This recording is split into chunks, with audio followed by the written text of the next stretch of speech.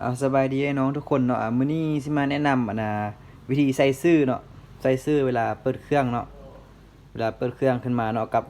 ใส่รูปพื้นหลังนี่เนาะพื้นหลังหน้าจอเนาะพอดีว่าเมื่อเช้านี้ได้เข้าไปกลุ่มเนาะแล้วก็มีเห็นไอ้น้องผู้หนึงเนาะถามว่าอาจารย์ท่านใดฮู้ใส่รูปพื้นหลังเนาะกับใส่ซื่อเวลาเปิดเครื่องเลยแนะนำเนาะพอดีว่าข้าพเจ้าก็เห็นเขาแนะนำมาแล้วก็ฮู้นิดนึงเนาะแล้วสิมาแนะนำต่อเนาะ บ่ถึงขั้นว่าสอนเนาะเป็นการแนะนำเนาะถ้าว่ายังบ่ครบถ้วนแล้วบ่ถึกปานใดก็อาจารย์ท่านใดฮู้ก็แนะนำต่อได้เนาะถือว่าจะได้ปรับปรุงจะได้นั้นเนาะแบ่งปันความรู้กันเนาะทำบิดเนาะจะมาเฮ็ดให้เบิ่งเนาะ ตัวอย่างเนาะเฮาปิดเครื่องก่อนเนาะนี่เนาะบัดนี้เฮาเปิดเครื่องขึ้นมาเนาะมันจะขึ้นชื่อเนาะนี่เนาะของข้าพเจ้าเป็น770เนาะนี่เนาะข้าพเจ้าจะขึ้นชื่อเป็น BM Music เนาะตั้งชื่อตัวนี้เนาะแล้วก็หน้าจอเป็นสีม่วงเนาะสำหรับคนที่910กับ770เนาะมันจะบ่คือกันเนาะ ของข้าพเจ้ามัน770เนาะมาเริ่มลงมือเฮ็ดเลยเนาะถ้าบิดเนาะมันเฮาเข้าฟังก์ชันเนาะนี่เนาะปุ่มฟังก์ชันเนาะฟังก์ชันเนาะของ770เนาะมันจะมี2เมนูเนาะเมนู1เมนู2เนาะถ้าว่าเป็น910เนาะมันให้เน้นเข้าที่นี่เนาะ utility นี่เนาะตัว J นี่เนาะถ้าเป็น910เนาะเน้นเข้าไปนี่เนาะ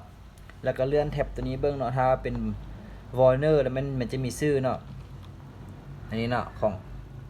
900910ด้วยเนาะบัดนี้ของ770เนาะให้มาเน้นที่เมนู2เนาะนี่เนาะ แล้วเข้ามาที่เนาะ System นี่เนาะมันจะมีเท่านี้เนาะมันจะมีWarner Name เนาะกับFixture นี่เนาะตัวอย่างเนาะเฮาสิตั้งชื่อเนาะเฮาก็เข้าไปที่Warner Name ใต้เนาะนี่เนาะข้าพเจ้าตั้งเป็นBM Music เนาะสมมุติว่าเราจะลบชื่อเนาะเราก็เข้าไปที่ delete นี่เนาะ delete ตัวรุ่มที่7เลข7เนาะก็ลบเข้าไปสมมุติว่าเครื่องที่ยังบ่ตั้งชื่อมันจะขึ้นอันนี้เนาะ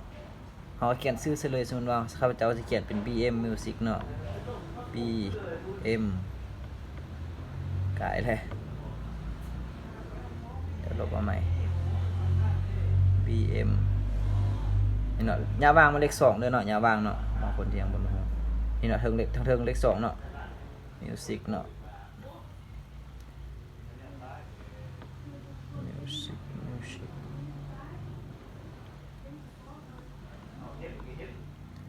I see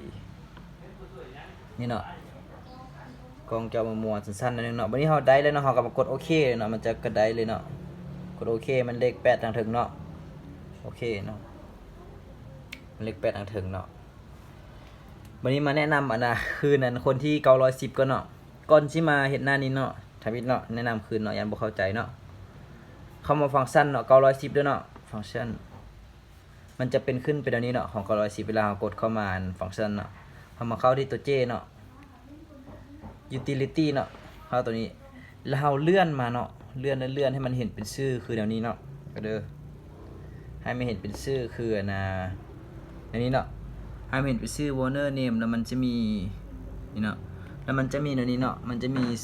Warner Name กับMin Fixture เนาะตัวนี้เนาะแบบนี้เนาะตัวอย่างเมื่อกี้เนาะหน้าจอของข้าพเจ้าเนาะบัดนี้สิเปลี่ยนเป็นภาพพื้นหลังเนาะแต่อย่างหน้าจอของข้าพเจ้าเนาะมันเป็นสีม่วงเลยเนาะข้าพเจ้าจะเปลี่ยนเนาะข้าพเจ้าจะเปลี่ยนเนาะเข้ามานี่เลยเนาะเข้ามามินฟิกเจอร์เนาะมันเป็นสีม่วงเลยเนาะอันนี้มันรูปภาพที่มาพื้นผังที่มานำเครื่องเนาะตัวอย่างข้าพเจ้าสิเปลี่ยนมาเป็นสีกรีนเนาะสีกรีนทีนี้เนาะสีเขียวเนาะเรากดเข้าไปเราก็ออกได้เลยเนาะเนี่ย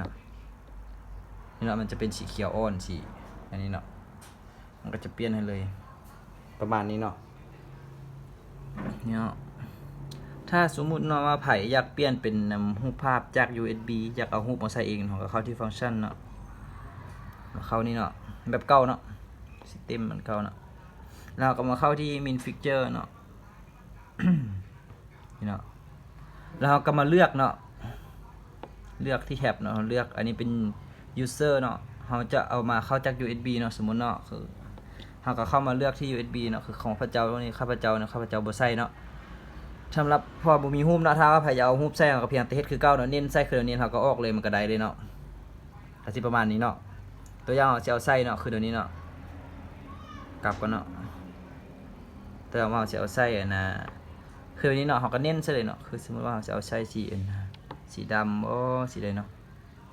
สีเขียวอ่อนเนาะบลูเอาไปสีดำซะเนาะในนี้เราก็ออกกันเลยสมมติเราเข้า USB เนาะก็สิประมาณนี้เนาะ นี่เนาะมันก็จะเป็น